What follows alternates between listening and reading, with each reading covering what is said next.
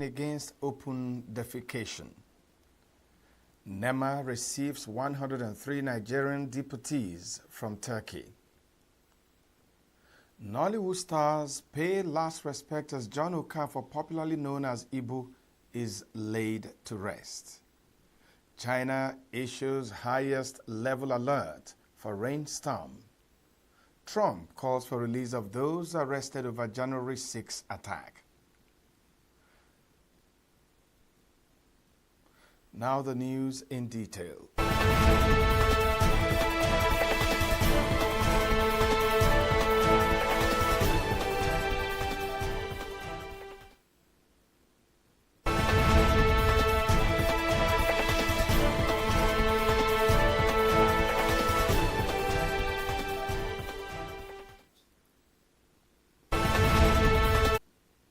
The Enugu state government says it will launch a campaign to address the menace of open defecation and poor sanitation in the state to prevent the outbreak of cholera and other infectious diseases.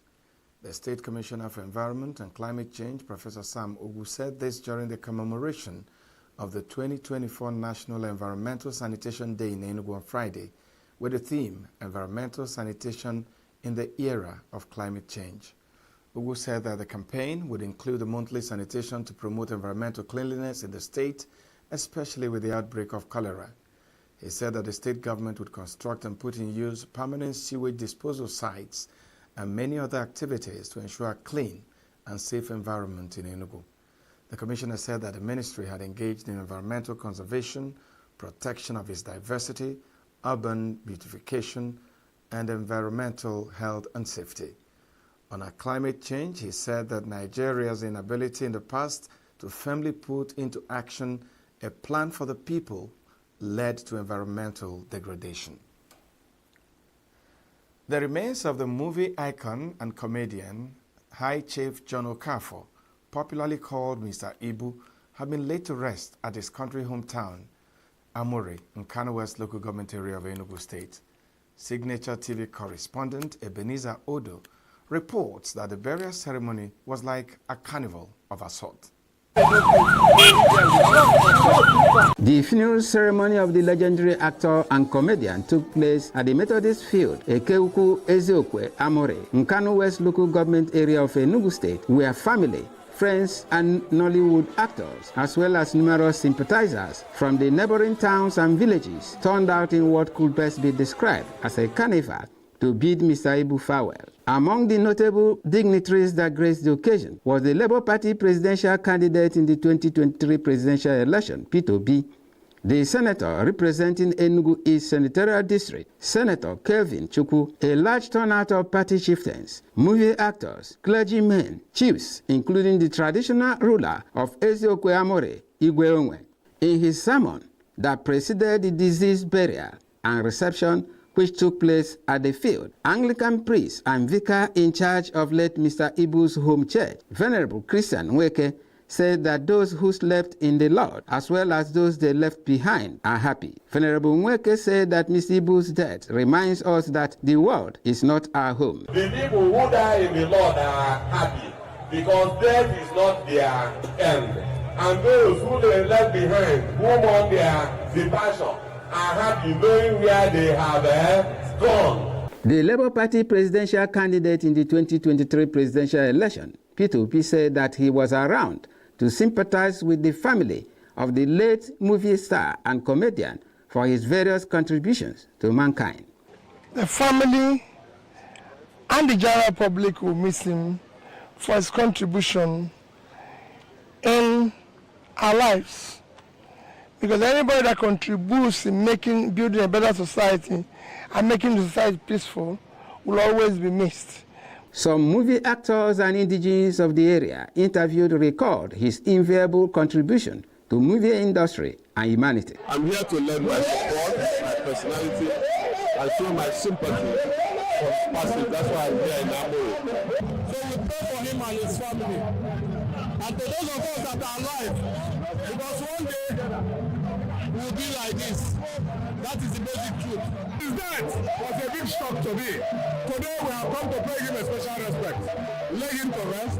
May Almighty God receive his soul this in Jesus' name. And since then, I love him and I love everything that he do.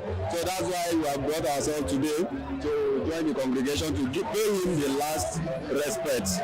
Mr. Ibu's wife, Stella Maris Okafor, who said that she is already missing the movie icon, also assured that she will keep the home front intact. I remember my husband for so many things, so many.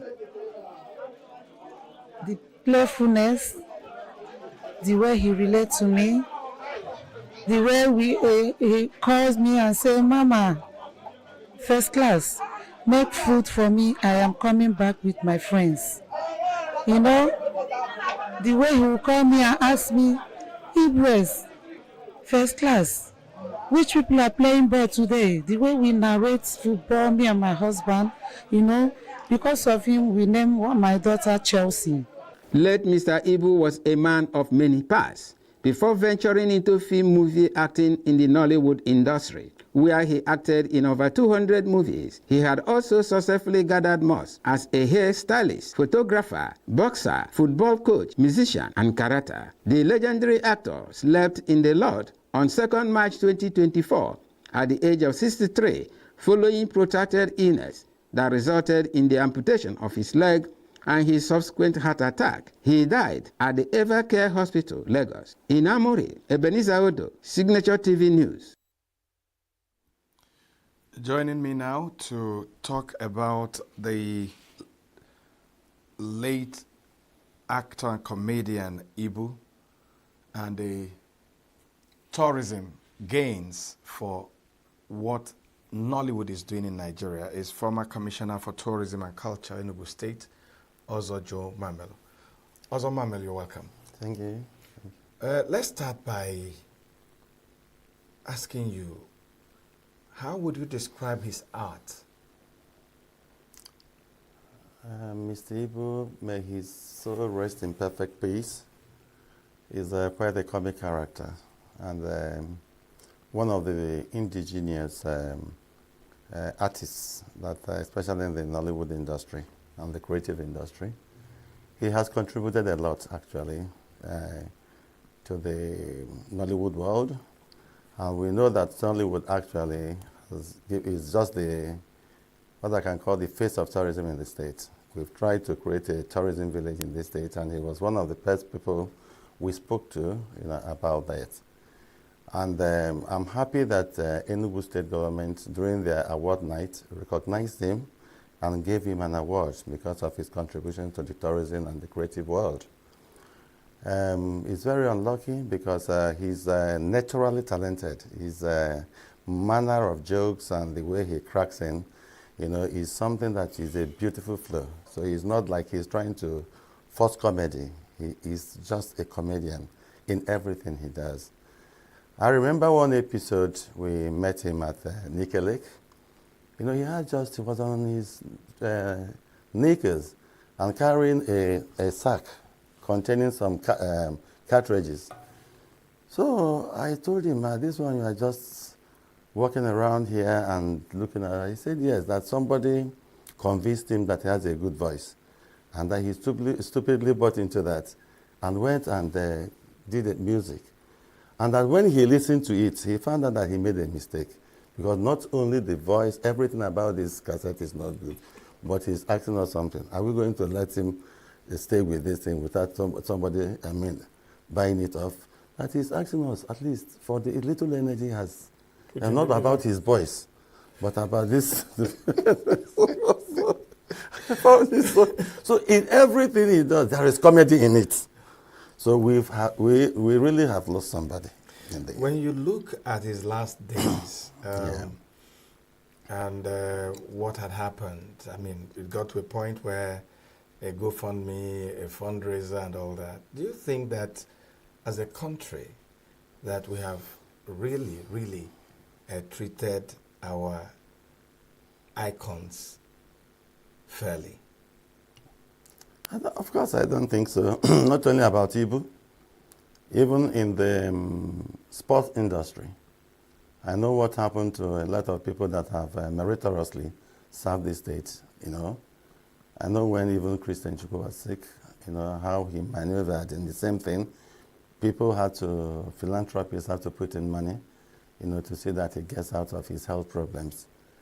It's so embarrassing that a person like Ibu that comes from this state could embarrassingly, be put into that position of asking for help financially.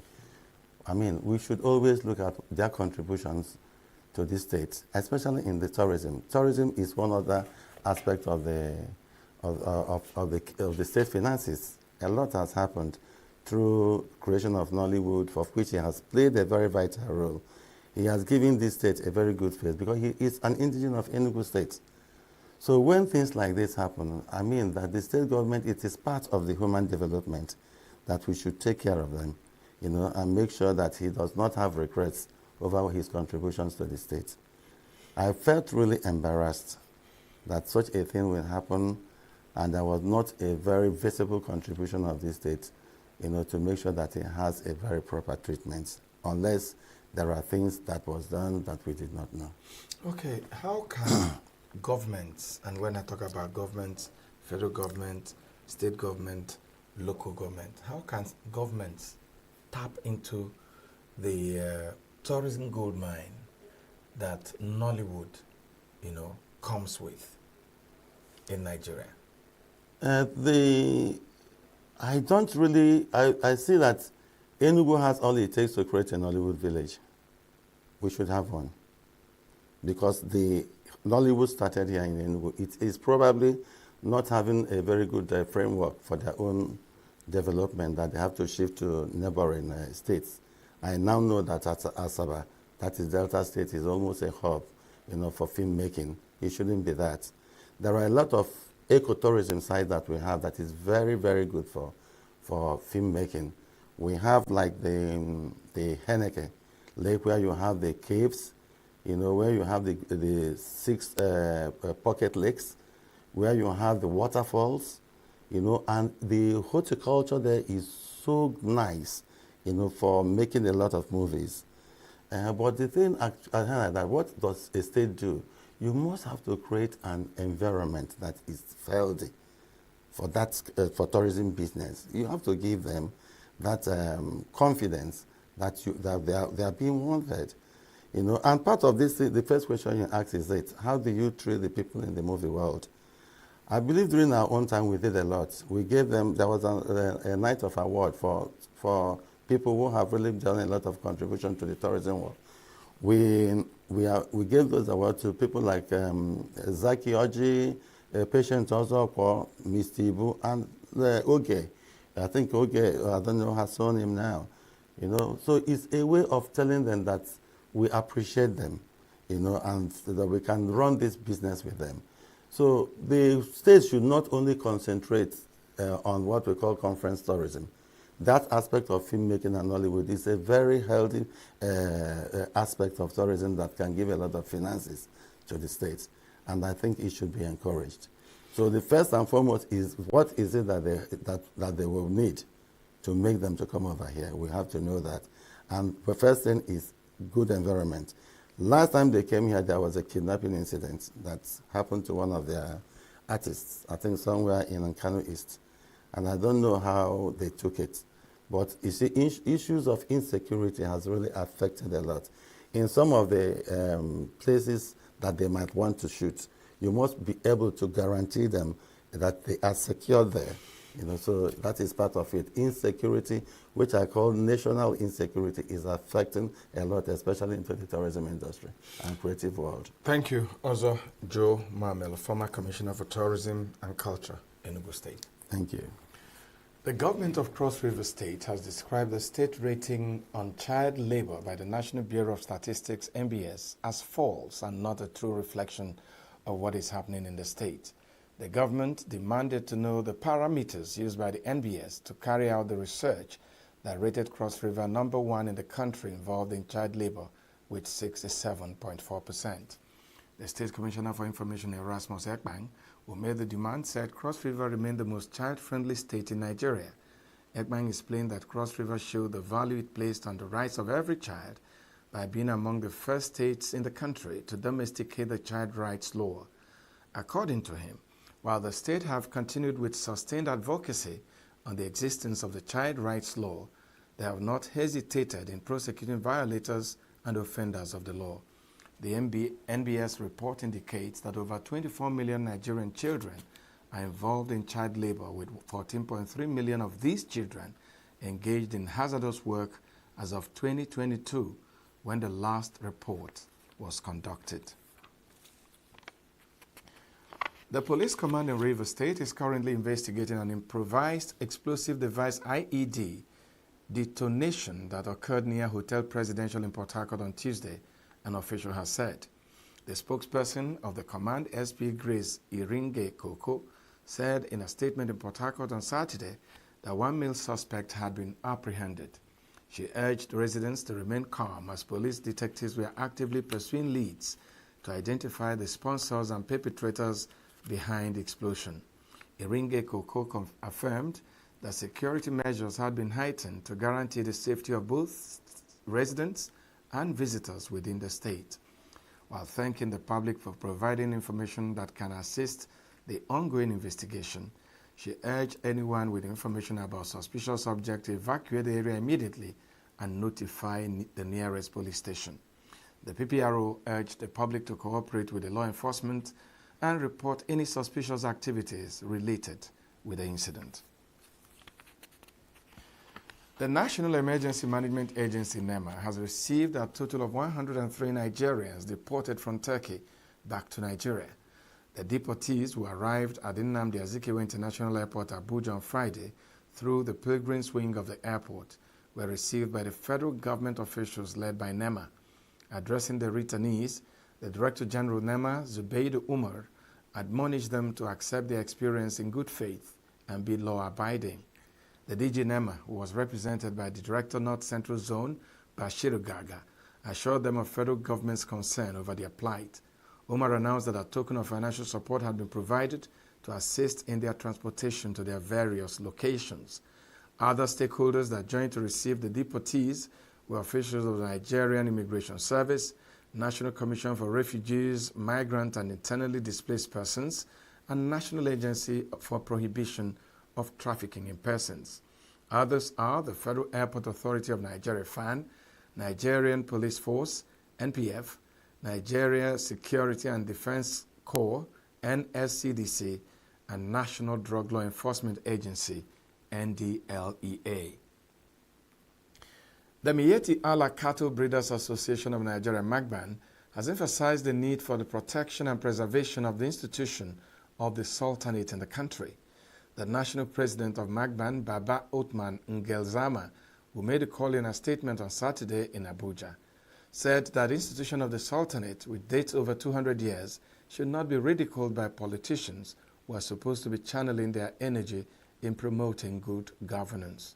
Othman Ngelzama criticized the alleged subtle threats to undermine the revered Sultan, who, according to him, is a symbol of Islamic authority in Nigeria. Othman Ngelzama said MAGBAN stands firmly with the Sultan, adding that he has shown capacity to uphold justice and equity in all his dealings. Governor Seyi Makinde of Oyo State says President Bola Tinubu has approved the upgrade of the Ibadan Airport to international standard to expand the economy of the state. Makinde made this known when he received the Chief of Air Staff, Air Marshal Hassan Baba Abubakar, in his office in Ibadan. The governor said that the upgrade of the airport to international standards would commence in the next 3 weeks. According to him, the project will include the construction of a new terminal, runway, and other structural features. He appreciated the Chief of Air Staff for the efforts of his officers to work with the sister security agencies to secure Oyo State, urged them to maintain the cordial relationship between security personnel and the people of Oyo State. Earlier in his speech, Air Marshal Abubakar described Governor Makinde as a visionary leader, thanking him for his support to the Air Force. He assured that the force would continue to support the state and also build on the mutual relationship with the state. Meanwhile, the Federal Road Safety Corps, FRSC, will henceforth revoke the driver's licenses of disobedient drivers. Corps Marshal Federal Road Safety Corps, FRSC, Shehu Mohammed, while addressing newsmen in Abuja on the outcome of the 2024 Eid el-Kabir Special Patrol operations, said that the Corps had realized the increasing need for collective participation and collaboration of all stakeholders. He said the Corps leveraged on this as a necessary variable that would help in achieving the mileage recorded within the periods under consideration. According to him, efforts are on to strengthen ongoing interagency Joint Task Force JTF to mitigate the excesses of trailer drivers, insisting that enforcing compliance on indiscriminate use of trailers to convey human beings is his priority. He called for an aggressive public enlightenment, robust media engagement, and aggressive advocacy campaigns carried out in motor parks across the Federation. One person has been confirmed dead in an accident that occurred on the 3rd mainland bridge in Lagos on Saturday morning. The fatal accident involved a mini truck and a Toyota Camry. The Lagos State Traffic Management Authority last month said a preliminary investigation revealed that the accident was caused by excessive speeding during a heavy downpour Saturday morning. The special advisor to the governor on transportation, Shola Giwa, said that 3 others were rescued at the accident scene. He said the operative of LASMA responded swiftly to the accident, which occurred near the Unilag waterfront, heading towards the Iyano Oronshoki area of Lagos. Giwa said that despite the government's ongoing campaign to educate motorists about speed limits, drivers have continued to flout the Lagos State Transport Sector Reform Law 2018. He urged both commercial bus drivers and private car owners to avoid exceeding speed limits on the 3rd mainland bridge and other roads throughout the state. Giwa said that the deceased was promptly removed by the State Environmental Health Monitoring Unit officials, while LASTMA cleared the accident vehicles to ensure smooth traffic flow on the bridge. Still to come in the news, aid arrives at town hit by 7.0 earthquake in Peru. Mass same-sex wedding sparks a rainbow of love in Mexico. Don't go away.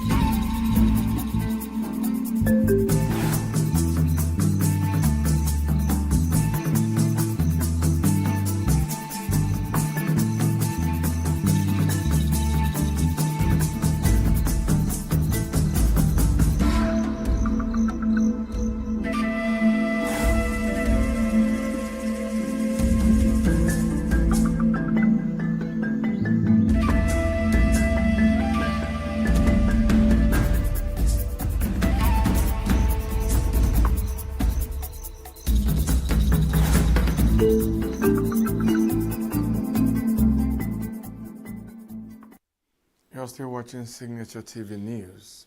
On the foreign scene, the Ministry of Defense moved aid to coastal region in South Peru that was hit by a powerful earthquake of magnitude 7.0 that left no deaths and some injuries and damage. Planes loaded with aid packages arrived in Arequipa to support citizens after the quake. A total of 8 people suffered minor injuries, with another 5 receiving treatment in hospitals nearby. Following the earthquake, Arequipa was hit by 4 aftershocks of 4 to 4.6 magnitude, causing some landslides on local roads. Prime Minister Gustavo André Nezen visited the town of Yuca to evaluate the scale of the damage. Small artisanal gold mines operate in the town of Yuca and other neighboring towns near the coast, but there has been no information available so far about any impact. France national team defender Ibrahima Konate called on his people to go out and vote in Sunday's first round of parliamentary elections, 2 days before his team will play Belgium in the last 16 of Euro 2024. Speaking at a press conference in Paderborn, Konate said that life was too short for a divided society. He insisted they must stay together in all circumstances, adding that life is short. According to him, being divided will harm everyone and future generations to come. President Emmanuel Macron called a shock-snap legislative election following a bruising loss in the European Parliament vote to the far-right party of Marine Le Pen. Belgium and France will face off in Dusseldorf on Monday after both failed to finish top of their first round group. China's Yangtze River is facing its first flooding in 2024, with water levels reaching warning stages and major lakes overflowing due to relentless heavy rains. The Ministry of Water Resources says the river is experiencing its 2024 #1 flood as the water level of Zhuangjiang, a key monitoring station for the middle and lower reaches of the Yangtze, has risen to 20 meters, reaching the warning level on Friday. Tributaries flowing into Poyang Lake and Dongting Lake, China's two largest freshwater lakes, have seen major flooding. As of Saturday, the area of Poyang Lake, flooded by the inflow, has expanded to 3,620 square kilometers. The intense rainfall has also led to a more than 5-meter rise in the water level of Dongting Lake within a span of 10 days, expanding its surface area by approximately 1,400 square kilometers. The ministry has raised the emergency responses to the flooding to level 3 in the provinces of Anhui, Jingxi, Hubei, and Hunan on Friday, and urgently sent 4 additional working teams to the front line to provide guidance to the flood relief. China has a 4-tier flood control emergency response system, with level 1 being the most urgent response, and a 4-tier color-coded weather warning system, with red representing the most severe warning, followed by orange, yellow, and blue. Meanwhile, China's National Meteorological Observatory on Saturday issued a red alert for rainstorms, the most severe in its 4-tier weather warning system, with the authorities cautioning about possible geological disasters in rain-hit regions. Firefighters in Arizona are still battling the Boulder View fire, which has consumed 3,200 acres near Sedona, triggering local evacuations. According to the Arizona Department of Forestry and Fire Management, the fire, which began on Thursday, was 0% contained by Friday. Reports say the fire is being fueled by high winds and dry conditions. Authorities said the fire was determined to have been caused by people and is under investigation. Over 100 same-sex couples tied the knot on Friday in a group ceremony that was both romantic and political as part of Mexico City's Gay Pride Celebrations Month. According to reports, 147 couples expressed their commitment to one another in a heartwarming gathering epitomizing their years-long fight for equal rights. The ceremony started with a concert by the Gay Choir of Mexico City, followed by a civil ritual to exchange vows and formalize the marriage. Mexico City was in the global vanguard regarding same-sex marriage. The metropolis legalized such unions back in 2009. Donald Trump is insisting that his supporters prosecuted for their actions in the January 6, 2021 attack on the U.S. Capitol should be freed. Trump is citing a Supreme Court ruling in favor of a man who challenged an obstruction charge related to the riot, a charge Trump also faces. Speaking at a campaign rally in Virginia, the former president pointed to Friday's ruling, which raised the legal bar for prosecutors pursuing obstruction charges in the federal election subversion case against Trump and defendants involved in the attack. Trump took several jabs at President Joe Biden's performance during Thursday's night debate. After Biden's shaky performance at the debate with former President Donald Trump, some Democrats openly questioned whether he should be replaced as their candidate for the 2024 elections. Thanks for joining us, and that is the News Hour. I am Vin Martin Obiora Ilo. Thanks for watching.